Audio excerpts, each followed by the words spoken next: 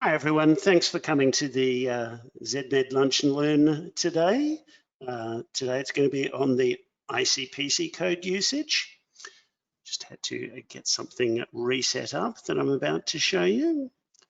So without no further ado, let's jump over into important notes, housekeeping.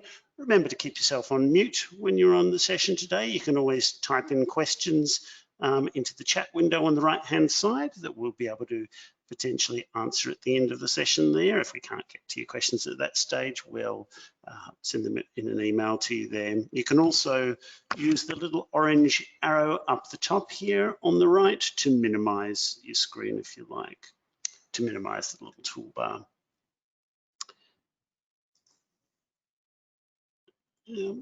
Okay, if we switch over into our Zedmed here,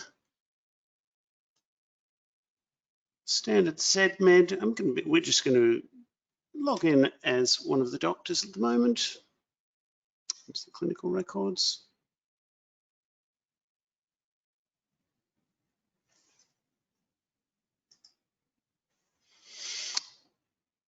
Initially, I will show you how that we're using the ICPC codes, then I'll show you a number of different tools and how to update them and so on. We'll open a new patient.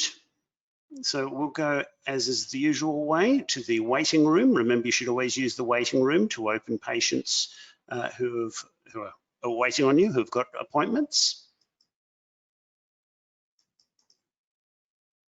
And there we go, Nikki Harry waiting to see us there. Missing Nikki Harry there. And you see, because we opened this patient from the waiting room, it's automatically opened a new encounter here, started the timer, and so on there. You can always might just find the right spot here to, there we go, to just drag this down a little bit. As you would know, you type the encounter notes into this section here. You put the reason for encounter here, but it's actually on the top of the tabs here that you put the problems. So when we're talking about ICPC, ICPC is what is the main way that people add problems. And problems are the ongoing issues, the official titles for the ongoing issues that you're going to be tracking for patients over time. So in this particular case, maybe the person came in with a fever, for instance, and maybe they also came in, we can click the blue plus to the left-hand side there. Maybe they also came in with a toothache. Probably should have gone for the dentist for that instead. So what we're going to be doing for each of these, so they're the conditions the patient came in with, but we're going to be adding defining a problem on each of these tabs here. So after we've put the RFEs in and maybe typed in notes for these ones as well, we'll come up to this tab here, the problem module. Let's open that section there. You can see we've still got the two tabs up the top available. So the toothache tab and the fever tab there. So we as a clinician, as a doctor, want to give those the official terms that we're going to be tracking over time. You can see that we can click on existing, we can click on one of these tick boxes here. We can click on existing problems to say that, yes, this is an issue that the patient, we've currently been tracking for this particular patient and they've come back in to see us with. We can click on my recent problems. So other issues that this particular doctor has encountered recently.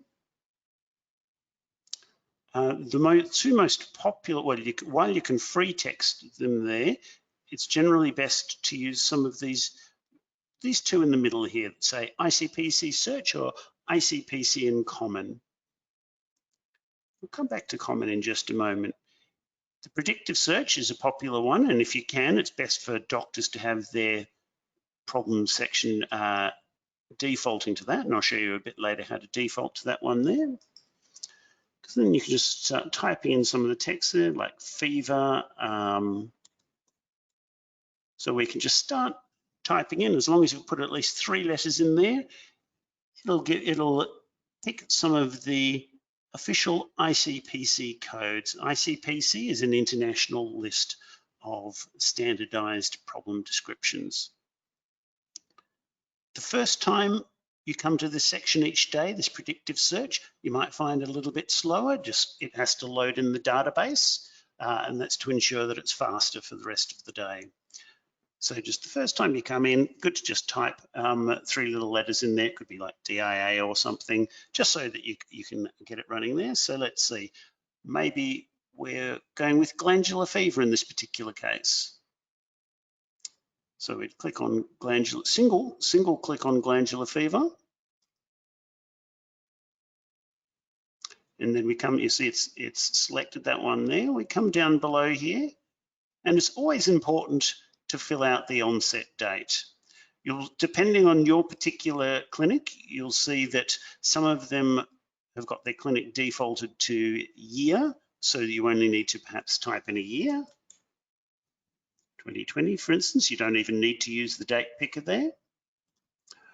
Alternatively, you can manually yourself change it over to saying day, so then you could either type in a day or use the date selector from here as well.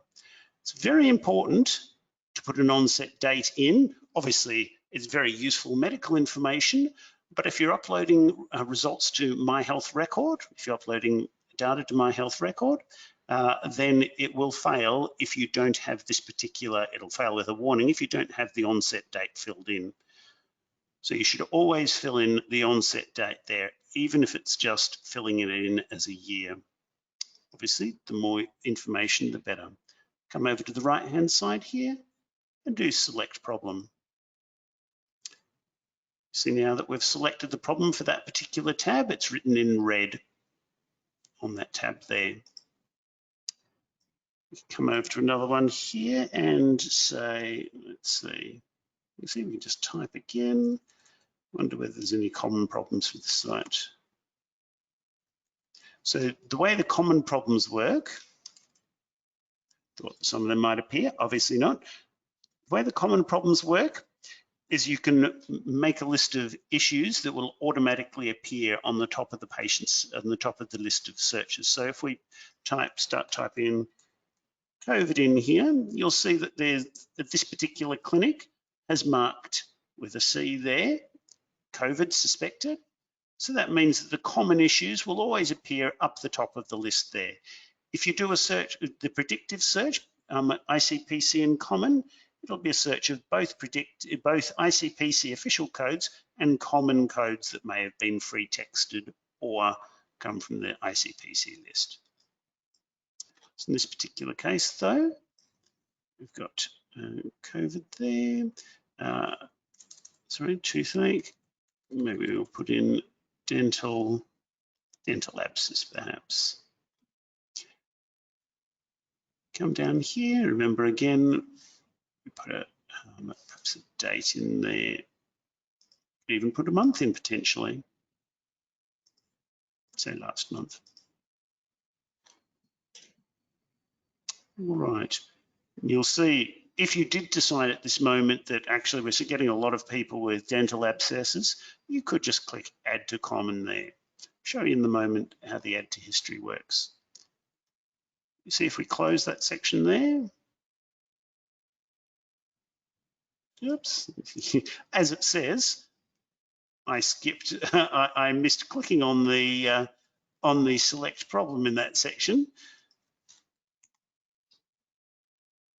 What did I put in there? Dental.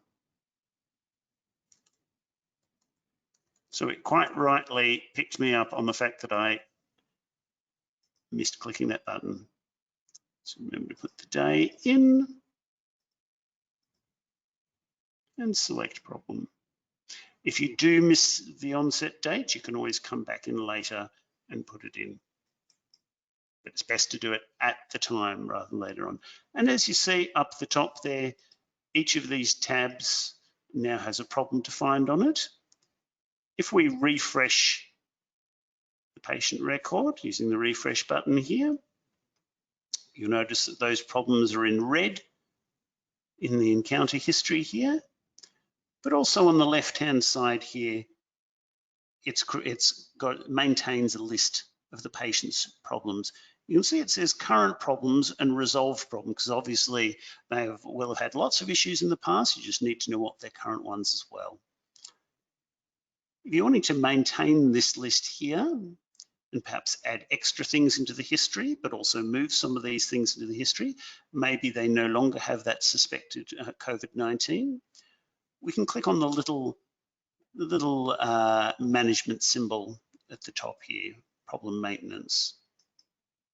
Select on that here, and you could do this even when you're not in an encounter. See, it has a big box on the left-hand side for current problems, a box on the right-hand side there for resolved issues. So if this COVID-19 suspected is no longer around, we can move it over to the right-hand side by using the top of these little arrow, this top arrow here.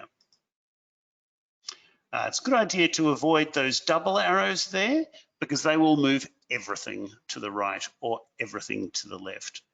You see, if we close that there, now that COVID-19 suspected has been moved to the resolved problems list there. We could also, other things we could do on this management screen here, we could look up perhaps some other issue they'd had in the past.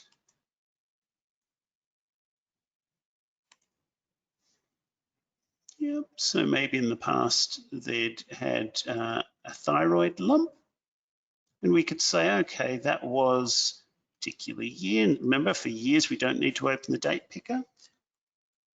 Maybe we could say 1990 there and put it into the patient's history. So it won't be part of the current encounter, it just goes into the patient history. You'll see if we close this here.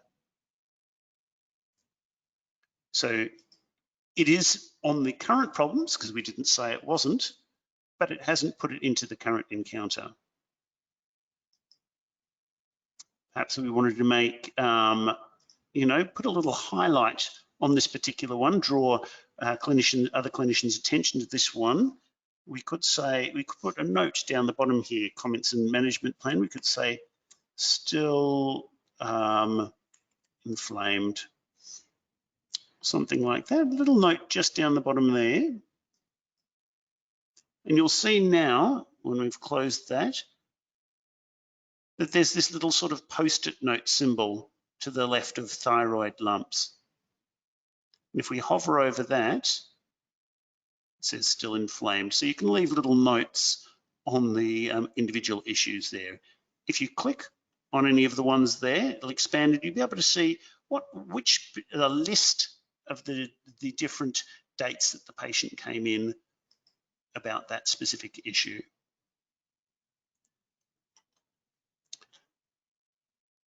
Now, if we go back into, let's make an extra tab here.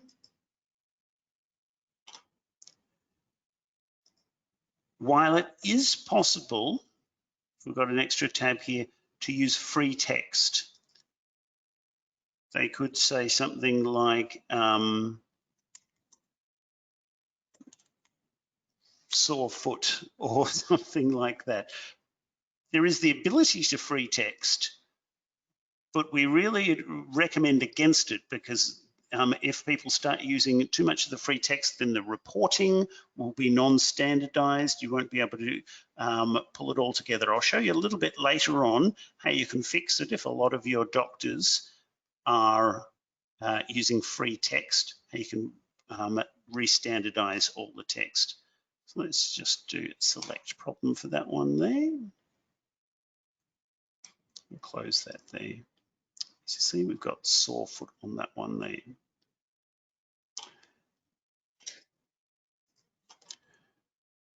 Now, recalling this particular page here, we do have a number of different ways that that this can be configured. this problem selection. If we go up to the Tools menu at the top of the screen here, and down into My Options. Now remember, My Options is how individual doctors are set up. So it's their overrides from the standard default there. So different doctors can have different setup in this section here. You notice on the right-hand side here, we've got a section Problem Search Type. It'll normally, so this says Problem Search Type, Predictive Search, ICPC in common. So this means by default, when you go into the patient screen, it'll come up selected with the ICPC in common. If no problems exist for the particular patient, it will default to My Most Recent. If you want it to always come up with the predictive search, ICPC in common, the little workaround you could do with that is just temporarily select existing problems, change it over to predictive search there, and switch that back to predictive search there. That way you can make it so no matter whether the patient no matter whether it's a new patient or not, you can have the predictive search coming up as the default.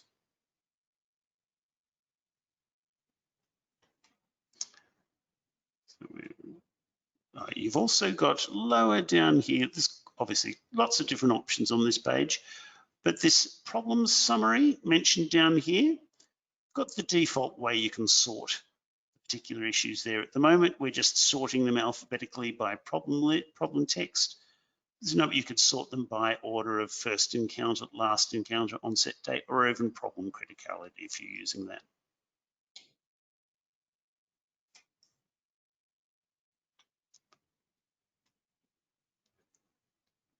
Now, one of the other things I showed you just now, that the doctors will sometimes be typing in free text.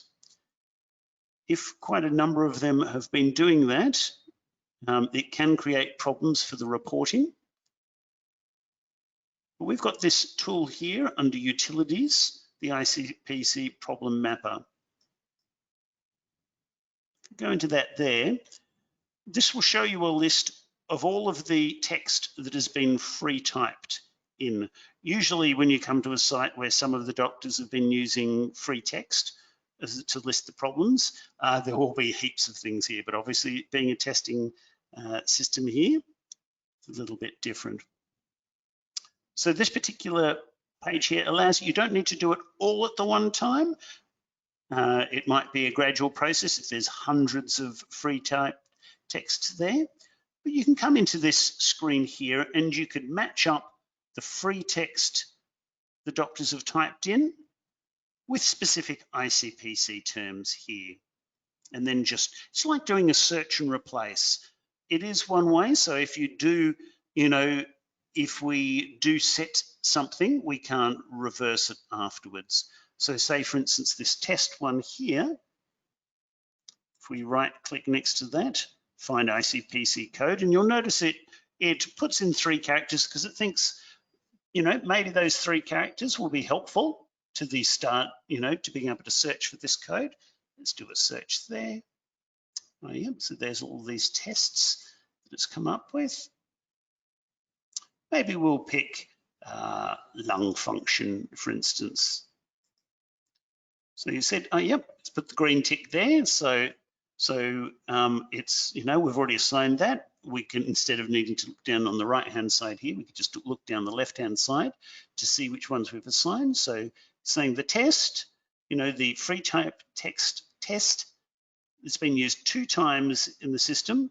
We're going to put the official ICPC term test lung function in that place, which will be using ICPC code, R39005. I could do the other ones there as well, or I could just do that one at a time, particularly if it's a big change. But after I've mapped this, I won't be able to revert it back to just using the word test. So if you've changed it over, you won't be able to come back there. So let's say I come down to map these codes now. And as it says, there's that warning there, not reversible. Yes, completed successfully. And obviously it's removed it from the list, allowing us to go on with the others or just do something else there. If, for instance, we weren't entirely certain about a particular one, we weren't sure, maybe there was something that was just let codes on here, or we weren't sure which particular bipolar condition this one related to, we could use that particular term and look up the patient in question so that we could ask the doctor. Usually it would be very handy to have clinicians with you when you're doing this, or even get the clinicians to do it. So if we see like bipolar or even training there, we exit from this section here and go up into the reporting section and go to patient problem or RFE report.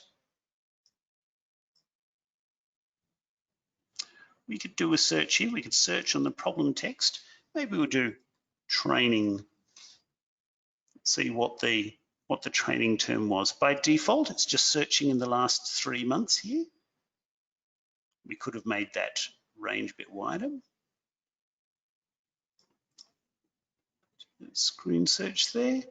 And there we go. We can see the training problem has been assigned to Liam Hemsworth. So we could ask the particular doctor who had done that encounter what that particular problem was intended to entail. And the same with, you could type in that bipolar one there. Oh, there you go. Chris Hemsworth has been assigned that one as well. That's more information that would help us to assign these things. Remember, that's under Tools, Utilities, ICPC Problem Mapper. You can do that in there. Like I say, you don't need to do it all at once. Often it's quite a big job, that one there. Now you notice that in here as well, and this rarely needs to be done, you've got Convert Database to Natural Language, ICPC. So ICPC has 2 different ways of being set up, and your site will pick just one usually and stick to it. Most sites I find at the moment just pick the term, what they call term 30. If I show you in here, if we search through the ICPC list, maybe we use that testing one as an example there. You see these particular terms, they're written in a very medical fashion. They will say, for instance, carcinoma first, and then they'll break it down into more specific details. So they'll have the general term first, so neoplasm, malign, intestine large or intestine small. Then they've got from the most general to the more specific way of putting it. If we did have this text in what they call natural language, then it would effectively reverse the order, make it sort of in what some people consider to be a more human readable format. I see a lot of sites prefer this format. That's just what, in case you happened across that particular tool, that's what that one is there. The Convert Database to Natural Language, ICPC.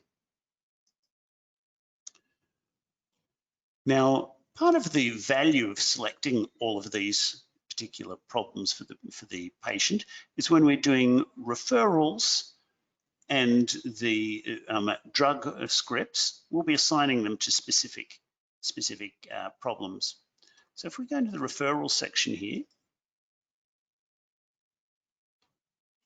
so let's do a pathology referral, but this will be the same for radiology or referral letter there. Let's see. I might pick some, okay, that test, I guess, and we've picked, this particular addressee and so on. So it will be put under whichever one of these problems that we have open at the time. So before we click on Order Test, we need to select, is it glandular fever, dental abscess, or sore foot that we're assigning this to. So in this particular case, for some reason, we're deciding to assign this to androgens. The androgens one to glandular fever. So when I click Order Test, you'll notice that it's added that particular referral to this particular problem. And you can also see that listed again here on the left-hand side there. So if we do OK, we can see it under there. It's been assigned to that specific tab, and that's where it'll appear. So it was under the glandular fever one there that we connected it to. Now, go back to the referrals here as well. If you have, from time to time, obviously, mistakes do happen. If you have made a mistake and assigned this to the wrong problem, you'll need to come in and click delete and redo that particular referral because they've been assigned specifically to that problem. However, if we cancel out of that one there, if we go into the drug section, we're assigning a particular medication here.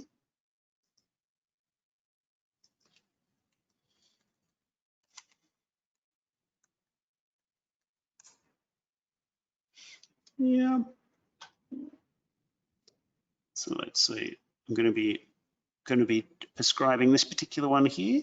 Once again, it depends which particular thing you've got open down the bottom here. So let's say I'm going to pick sore foot at the moment, and we'll just describe that one there.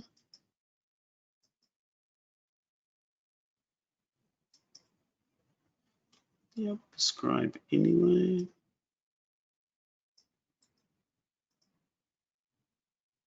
Yep, and prescribe that there. And you see that penicillamine has been assigned to this particular sore foot one here. In particular, seeing as it's so important with the prescriptions that they're assigned to the right problem, if you in the case of prescriptions, because they don't want to have to create them all again, if you have assigned it to the wrong one there, you can right click on it and do change problem.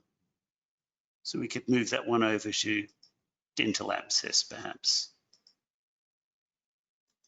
So remember, in the referrals one, you do have to delete the referral and recreate it if you've assigned it to the wrong problem. In the case here of with the medications, with the scripts, you can just use the change problem section here. Obviously, you will have to do that on the same day, just the same as printing and reprinting the scripts there. See, we added a dental abscess. So we've closed out of that.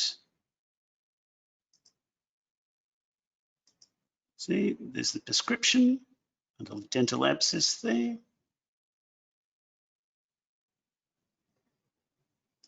And where's the medications? And the penicillamine's down the bottom there as well. The last thing, which is quite appropriate at the moment, is that many people, when they come into the problems screen here, will notice down the bottom, it'll say that your ICPC has recently expired.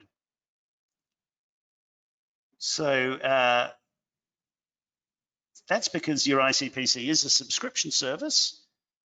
You pay to receive there, and hopefully you or your IT should have received the latest ICPC file, usually via email from them. I was hoping to show you a site where the ICPC had expired. However, that site looks like it went down at the moment. But I'll show you anyway. It's a pretty straightforward, simple process. Like I say, it will give you a warning down the bottom here in red when your ICPC is expired, but it does give you a grace period to get it done. It won't immediately disconnect your ICPC. Let's see. So here we go, pre-prepared. This is the ICPC installer for April 2020. Just on my desktop there. And you can while you can run this on any machine, it's usually best to run it on the server. So I'm just going to double click on that one there. Yeah, running it. Yeah. Oh. Let's see.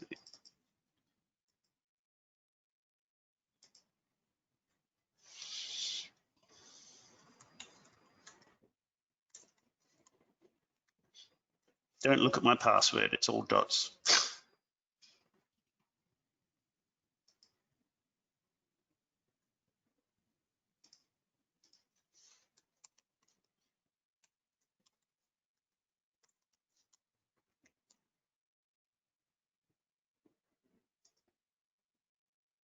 All right, there we go.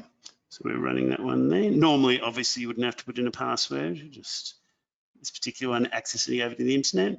Unlike, and in that respect, it's unlike MIMS. MIMS you can download from our site, but you need the password to unlock it with the ICPC. If you've got the subscription to it, you will receive the ICPC install yourself. So, yep, recommend you close everything. So let's close the Zedmed there. No, we won't print the scripts. Close that one there. Excellent. Next, still instructions, make sure everyone logged out. Yeah. The main reason that you need to make sure everyone's logged out is they might actually be using ICPC right at that time.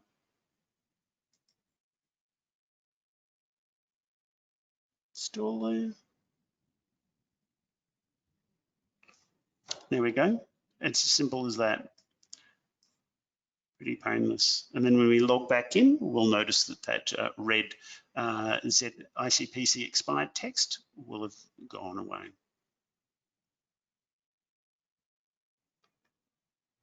And that's pretty much it, really. Let's see if I can get out of here and back into, oops. Oh, yes. Back to the text here. Let me know in the chat there if I'll just give you a couple of moments to add any questions you may have about ICPC. I'm afraid I don't personally know the prices, but yeah, if you type in some questions, we do have a couple of moments for some time to answer some questions.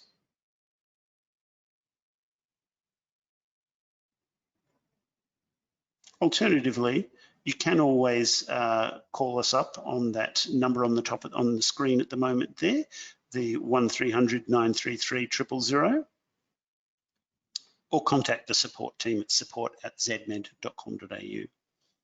There's also in the green help button here, it's got lots of useful how-to guides and things like that in it as well.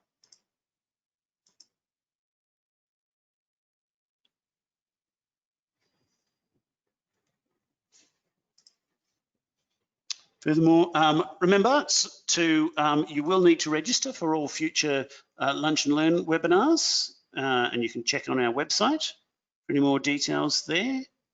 We do record them and put them up on our website. And please email any feedback to implementation@zedmed.com.au. A variety of different ways you can get extra information or extra help from us, including the support team Monday to Thursday, 8 a.m. to 5:30, or Friday 8 till 5 p.m. And there is urgent after-hours supports for emergencies and so on. Thank you very much for your time today, and I look forward to seeing you in subsequent weeks. Have a great day.